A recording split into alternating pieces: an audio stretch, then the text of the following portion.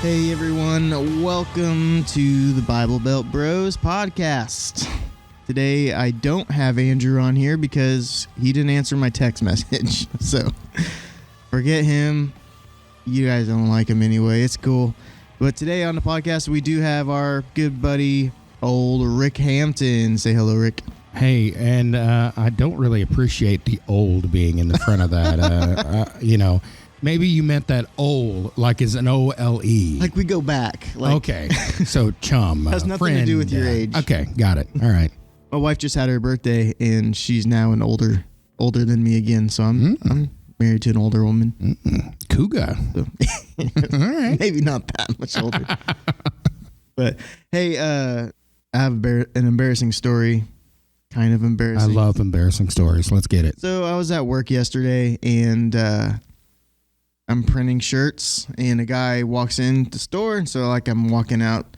He's like, "Hey man, my name's Derek or whatever," and he reaches out to shake my hand. So I'm like walking that way. I get blinded by the glare of the sun, and so I kind of, as my hands reached out, kind of pull back a little bit and give him one of those half. Oh no! And I was just like, is that awkward moment of, do I tell him I'm not that way? Can I ask for a reshake? Yeah. Can we do that again, please? It was really awkward. So hopefully he doesn't come back to place an order.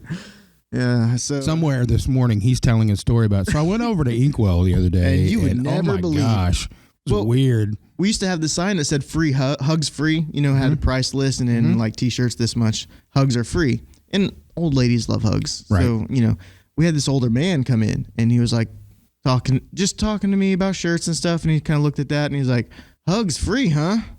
No way!" And he just left, like in the middle of our. I was like, "Okay, sir, all right." Okay. Well, I probably wouldn't have hugged you anyway. I mean, if you asked me to, I would have. But wow. Yeah, I'm not out there begging. Totally opposed to hugs, I think, was what his problem was. He is no hugger. Man. But it was pretty embarrassing. But so, Rick, you got a podcast coming up. How's that going? It is going good. I have not figured out a launch date yet. Still working on that.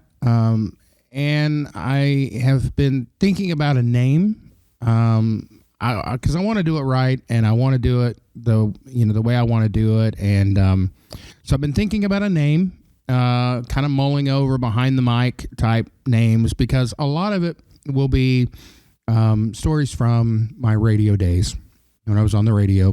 The good old days. Yeah, and we were talking about that. One of the recordings I did last night, actually, with a guy that I used to work with, and he now works for Tulsa Transit, and totally separate from the business now. Doesn't even really have any ties to it a whole lot either, just kind of like me. And but we were talking about that, and that was probably, and he agreed. He said, of all the times I went to college and different places I've been, he said that was probably the best time I've had is in radio. And it really is, because things happen to you that would never happen in real life, if you will. It just doesn't happen. And so one of the things that I've been doing, we've had some recent deaths in our family and in my wife's family. And it just kind of drove home the importance of getting the stories out.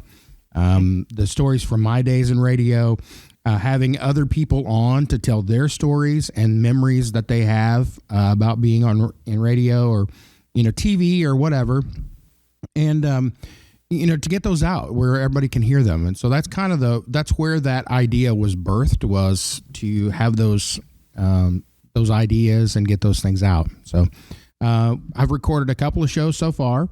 I've got a couple more lined up because I'd like to get about 4 or 5 or so in before I release them.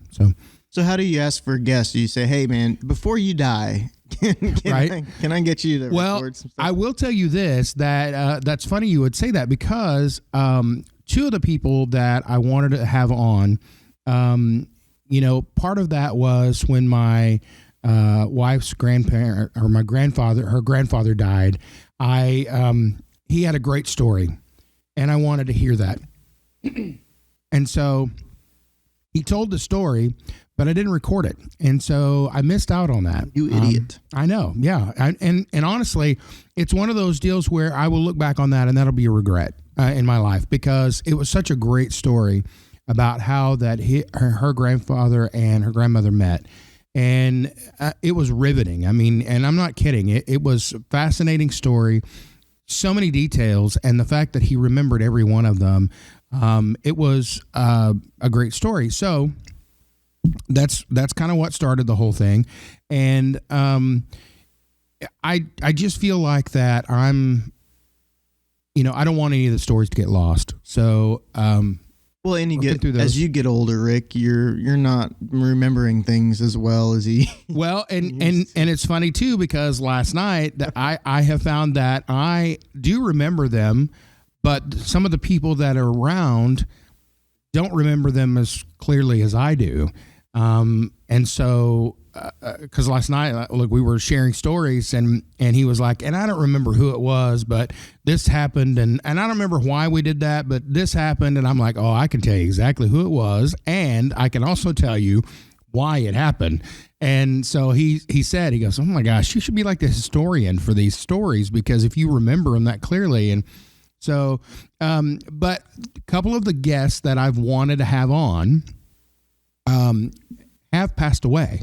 So I'm like, I need to get on this now. And so that's really what started the whole thing, was spurring me on instead of that. But the awkward part of asking, hey, before you die, can you come do this? No. But it is the way that I've been getting the guest is whenever I recorded my first podcast. I have not released it yet, but I posted pictures of some of the recording. And so there have been several of my radio friends that I've had throughout the years who posted on there, liked it, and things like that. And so I've just reached out with the guy last night, Eric Wayne, who I recorded with last night. He liked my status. And so I just sent him a private message, and said, hey, I saw that you liked my status. Why don't you come on the show? And so that's like a good church also program, right? If you like something. Like I was watching a live feed or some church, because on Facebook you just scrolling and all of a sudden you're like in church, you're just like all of a sudden stuck in a live feed. And then there was a comment, welcome, Dusty. How can we pray for you? And I'm like, what? Get off here. No. You're not supposed to see me in church. That's why I'm watching online. So yeah, I mean, it's, and he didn't even hesitate at all. He was like, yeah, sure. Name the time and place. And, it'd be my honor. So I'm hoping that a lot of my radio friends like that are that way. It means that they'll have to come to Sand Springs to record, but I'm hoping to get several. Or not. Sand Springs isn't too far away. Right. I got a good name for your show. Okay. Rick Daddy in the Morning Show. Rick Daddy in the Morning. Wow. Okay.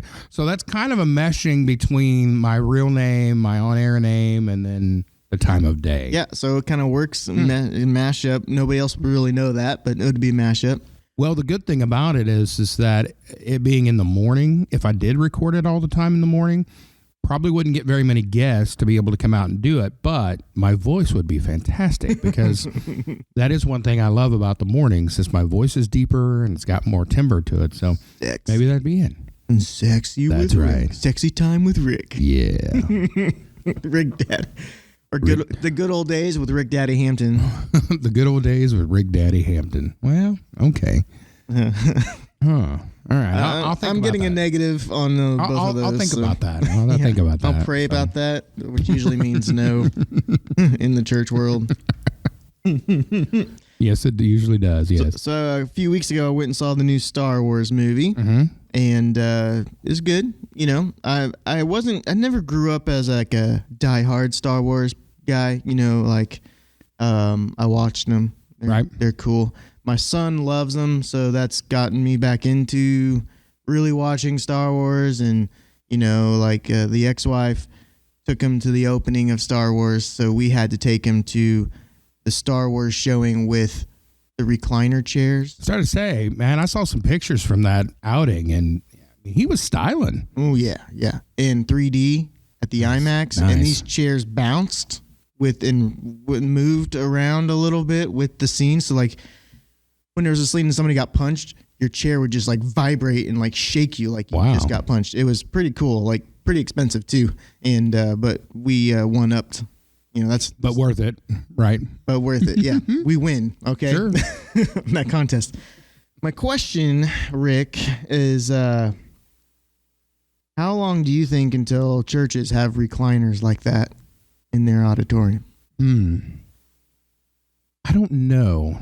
The more important part is I guess from a technology standpoint, I guess you would have to think about too is then pastors would have to be concerned with the effects track that went with their sermon, because you would have to, you could share in the bass, and I'm all about the subs and bass. I feel like that, our motto at Church That Matters sometimes is Haze the Lord.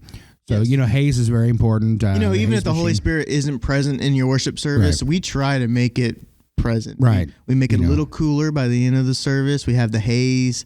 We had the light.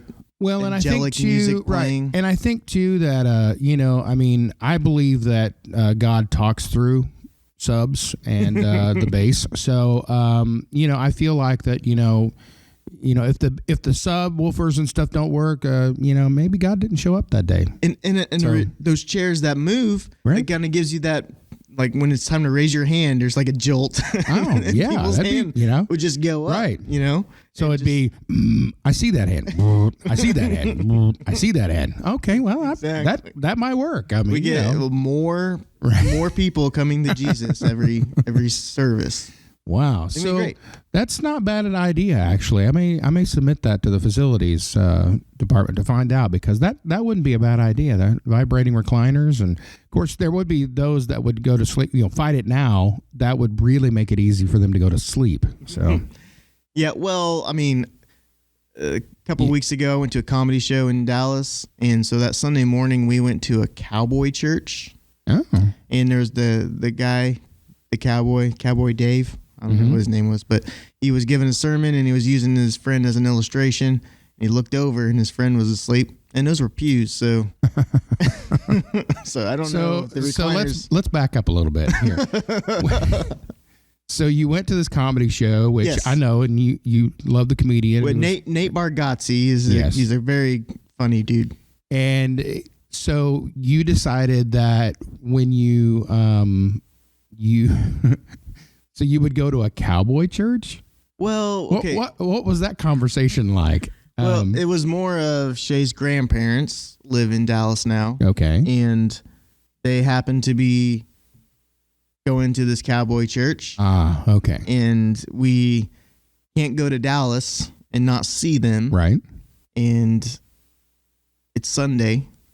So. Okay. Hey, you should come to church. The band is just a rocking, and they're good folks, that kind of. So yeah, I'll get my boots. Let's go, Grandpa. I started to say, so a lot of churches have like walk-in music, walk-in song, walk-in music, or whatever. Yeah. So did they play the theme to the TV show Dallas for this? No, there really wasn't a pre-service music. Oh, okay. Yeah, it was very informal. I see. Take normal church back about 10, 15 years. Okay. And that's kind of So when it started up, then it was, all right, get along, you little doggies, and let's get this show on the road. The pastor was the electric guitar player. Pretty good, by the way. Yeah. And nice. I would say there was a little bit of country song. One of the singers was a bass player with his khakis pulled up pretty high. That just kind of shows your age a little bit. Yeah. And then, but hair down to his khakis. Wow. And a cell phone clip outside his belt. Yes. So it was just. Let me guess, the size of a gun holster. Yes, of course. And and it was kind of weird because churches now are more seeker friendly. We don't want anybody to feel uncomfortable. We want them to feel like they're going out with the family wherever they normally go. And so, but this was like, all right, guys, before we get started, we're going to start like we start every week. Let's women go over here, men go over here. Let's circle up for a prayer time. Oh. And I was like, oh, okay. Wow. All right. Well. You know what? That's good. I guess it's always good to start with prayer. And there was an unspoken, those prayers. That's just always funny. Like my favorite though, whenever those happen, are not the unspoken. My favorite are the ones that get spoken. But it's just really more of a way for whoever it is, like Sister So-and-so, to air out all the dirty laundry. Yeah. So she goes through the entire thing. Pastor, I've got a prayer request. Just want you to be with Darren. He's having problems with gambling. He's seeing 3 women on the side, and he's drinking a lot more. And he has now turned to heroin. So we just need to pray for him. When there was really no need for any of that. But this is a good opportunity to gossip. Yeah, is what prayer time is. It gets it all out there. Yeah. So, but it was great. The people. The people are good, and that's why. Yeah, that's why people they're real. They're not. Yeah. They're not putting on the front, and it was just a good experience. I do know a lot of people. There's actually a cowboy church over in Yale, Pastor Michael Clark, and he's a good guy, and it's a good church. So Read and Rope, cool. I think, is one of their events where they read the Bible together and then they go roping. Nice. Nice. Is that what they call it? I don't know. Yeah, no, yep. Yeah. All right. But there's like something every day of the week, some sort of outdoor thing. And there was a Bible and barrel racing. There are plenty of things. There was a cat, just an outdoor cat that I guess hangs out around the church area, and it was like it snuck inside the church. I guess a cowboy church cat. Yeah, and so he was like running around in the back of the stage while the pastor was preaching, and then they had somebody go and like try to catch the cat. Oh, well, that's even better. Very informal, Yeah. like where those are a lot of red flags nowadays in churches that you're normally a part of, where something goes off schedule or right. Then it's a catastrophe, but yeah, it's like, oh my gosh, this is just instead of a catastrophe, this is just a cat. So, which is, by some pastors' opinions, from the devil anyway. So it was, right. it was more of that. So, but the topic I really want to kind of get into today with you, Rick, is there's a kid at my work. Sparks up if you listen to some of the conversations we have at work, I don't know where they come from. Like I'm sitting at my desk and I hear some conversations and I'm like, what the heck is that? One of the conversations was talking about, millennials. Let's just hammer on millennials. Right. My age is kind of right above that line. Some people put me like as like the very first millennial. I don't know, but I don't think I would fit with these people. Right. But there's the conversation that they were having was, my rights, women's rights, my rights, my right to speed, my right to say what I want, or my right to tell, to not get involved, my right to get involved. And he was using an example of, let's say I saw somebody get murdered. And the cops asked me, did you see something? I have the right to not get involved with this. Like, well, you do, but right. Not. You might also be an accessory to murder by withholding information from the police. Yeah.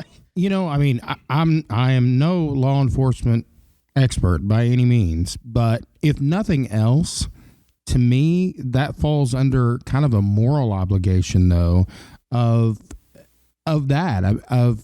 you're right. You don't have to get involved, if you don't want to, but why wouldn't you? If you knew you saw somebody get murdered and you knew who did it, why would you not get involved? Exactly. Well, and the problem is just because you have a right doesn't mean that you're right, you know, and just, you have a right to feel, to go to whatever church you want to. You have a right to work wherever you want to work, but doesn't make those jobs or feelings valid, I guess, in your life. And so, I don't know. It's just really interesting in today's world how everybody's concerned about what their right is. Like Christians, obviously, pro-life is kind of, the women's rights thing, like with the abortion. stuff. And it's just hard. That's the same thing that you just said follows into that. Well, morally, right. Just because it's your right doesn't mean that you should just do it, Well, and I mean, millennials do have that attitude on some things, but I've known Generation Xers even that, have that same feeling, have that same philosophy of, I just don't want to get involved. And I think that, by doing that sometimes, like for instance, my deal, I'm the guy that will say something if I'm out at a restaurant with my family and there is a group of guys, girls, anything cursing next to me. I'm okay with the, few words, which honestly I shouldn't be because I don't curse and I don't talk like that in front of my family. And my daughter doesn't hear that language very often. And so, and I'm not going to say she doesn't hear it because I've been to school and I've been around kids that she goes to school with. Yeah. I'm telling you what, I would wash the mouth out with soap if they talk like that around me but I do that. And so I speak up. But the reason I speak up is because morally for me, that's not in alignment with that. So I guess really it's kind of a character and a moral issue of, do you legally have the right to not say anything and not get involved? Yeah, I think you do. But morally, I don't think you do. And so is that a case of missing morals? Or is it a case of, like in millennials situations, where it tends to be, and we pigeonhole them into sometimes of them being lazy or not caring, but still want all the benefits, that go with hard work and stuff like that. I saw a meme of the Tide Pod challenge is a big thing right now. Mm-hmm. Those are the same people that want free healthcare. Right. Just like, right. No, I'm not paying for you're stupid. Right. and that's exactly it. But that is true. That is exactly what they want is to be that in that situation. So what did you get involved in the conversation? Did you talk to him about it? I didn't. I just said more just what I just reiterated was, there might be consequences. You you have a right to make a decision. You have a right to murder somebody in some aspects, but there's still consequences for you having that right. I guess it's right. Kind of what I said. And he was like, oh, okay. Makes sense. Right. Do you really think he made sense to him, or he was just saying it for you to be quiet? No, I think he's just saying it like, okay, whatever, but I'm right somewhere. Right. Well, see, I don't get that. I don't understand that very well, because that is the truth. I don't get the whole concept of the rights. I guess, yes, we do have some rights in this country, a lot of rights, I guess, but I don't understand why they're just, well, you owe me this. I should be able to do this. Why can't I do this? And then if you tell them that, and if you tell them no, then it's crazy. Yeah. There's a video going around right now, the millennial job interview, and have not seen that one. And it's a girl who goes for a job interview, and he's going over, the things that he's probably, the guy that's trying to hire her is probably, in his late 50s, early 60s, for a nice job. And so she's telling him all the things she won't do as far as, the job goes. And it's easy stuff like, well, I mean, you're going to need to type this and make sure that this report's ready. And type? What? I'm not going to type, and different things, talks about that. Can't figure out certain things, certain subjects, but she can tell you what her favorite coffee drink order is, with precise detail. Right. And then he mentions, I'm going to need you to be here at 8:00 every morning. Whoa, 8:00? I don't really get out of bed till about 10:30, and then I go by Starbucks and get my drink. Ermager. Right. And so it's funny because once, he gets to the point where he says, you know what? After hearing all of this, I'm pretty sure that this isn't going to work out. Then she goes sideways and starts accusing him of hurting her feelings and how I can't believe, are you firing me? And he's like, we haven't even agreed on you working here. You don't work here. Oh my gosh, you are firing me. Are you kidding me? This is an interview, lady. Right. So, I mean, there is some privilege there that I don't understand where it came from. And the only thing I can think of is that a lot of it was parents gave it to them. You know, I mean, being in the music business and hearing kids sing, there are a lot of kids. I'm sorry if it hurts your feelings, but there is a lot of kids that do not have any business behind a microphone, singing into a microphone because they can't sing. Oh, but man, mommy Rick. has told them that they can sing. And so therefore, they are a superstar. And their feelings are instantly hurt if you say anything about, well, you know, like Randy Jackson used to say, oh, you're a little pitchy dog, you know, whatever. I mean, they get mad and, you know, well, my mama said that I can sing really good. Well, your mama lied to you. So, you know, she should have told you the truth. So, my opinion, but I think that if we had a lot more parents that actually said, no, don't do that, I think there would be fewer millennials that didn't care, because I think a lot of they've been raised that way. So it's the parents' fault. Yeah. The parents, when you complain. It's always the parents' fault, right? I mean, right. Something like that. You know, even when a kid gets in trouble, they get mad at the parent. Because, you know, I mean, like, I'll be honest, my daughter does that all the time, you know. She gets caught doing something and she's not supposed to do, and she's instantly mad at me, you know. Well, whatever. I'm like, you didn't tell me. Right. Excuse me, but you have no business being mad at me. I didn't do that. So. Oh, man. But don't get me started on that, because that's a whole different show. Yeah. Parenting with Rick Daddy. Oh my gosh. No, that would be a bad thing. You do not want my opinion on that. This is random, but have you ever seen Curb Your Enthusiasm? Yes. Do you like that show? I do. Yeah. I listened to a podcast called Origins, I believe is what it was called. Mm-hmm. On our way back from Dallas. We just went through a whole season of this podcast about behind the scenes story of that show and stuff. Oh, wow. It was very interesting, so I started watching it. I just wondered because it's got a lot of naughty language. Yeah. But it seems like a show that you would like because it's just random, funniest. Because I'm random and funny? Yeah. Kind of. Let me guess. There's a conversation that needs to be had. Yes. Rick, you may think you're funny, but you're really not.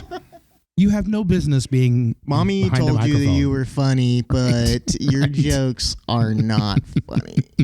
Well, it just that show is funny because he is a comedian, professional comedians, made millions or dollars, you know, from the show Seinfeld, and so, but he so many times, like every episode, he is offending somebody because of them not thinking he's funny or not getting the joke, you know. Yeah, the humor that he's using. Yeah, like there was an affirmative action joke where this black dude was a doctor or something like that, and he was like, "Oh, even with the affirmative action stuff," and so then it came into this racist rant. And he's like, "Oh, I'm just joking around, like that's how I cope and stuff," and then it just didn't go well, you know. Wow.